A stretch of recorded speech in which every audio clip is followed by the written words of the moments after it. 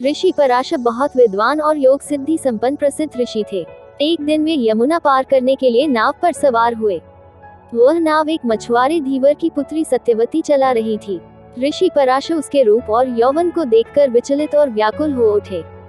ऋषि पराशर ने उस निषाद कन्या सत्यवती से प्यार करने की इच्छा जताई। सत्यवती ने कहा कि यह तो अनैतिक होगा, मैं किसी भी प्रकार के अनैतिक संबंध से संतान पैदा करने के लिए नहीं हुई हूँ। लेकिन ऋषि पराशर नहीं माने और उससे प्रण निवेदन करने लगे। तब सत्यवती ने ऋषि के सामने 3 शर्तें रखी। पहली यह कि उन्हें ऐसा करते हुए कोई नहीं देखे। ऐसे में तुरंत ही ऋषि पराशर ने एक कृत्रिम आवरण बना दिया। दूसरी शर्त यह कि उनकी कौमार्यता किसी भी हालत में भंग नहीं होनी चाहिए। ऐसे में ऋषि ने आश्वासन दिया कि बच्चे के जन्म के बाद उसकी कौमार्यता पहले जैसी ही हो जाएगी। तीसरी शर्त यह कि वह चाहती है कि उसकी मछली जैसी दुर्गंध एक उत्तम सुगंध में परिवर्तित हो जाए। तब पराशर ऋषि ने उसके चारों ओर एक सुगंध का वातावरण निर्मित कर दिया, जिसे कि 9 मील दूर से भी महसूस किया जा सकता था। उक्त 3 शर्तों को पूरा करने के बाद सत्यवती और ऋषि पराशर ने नाव में ही सुहागरात मनाई।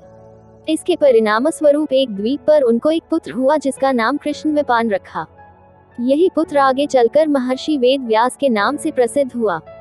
धृतराष्ट्र, पांडु और विदुर को महर्षि वेद व्यास का ही पुत्र माना जाता है। इन्हीं 3 पुत्रों में से एक धृतराष्ट्र के यहाँ जब कोई पुत्र नहीं हुआ तो वेद व्यास की कृपा से ही 99 पुत्र और एक पुत्री का जन्म हुआ।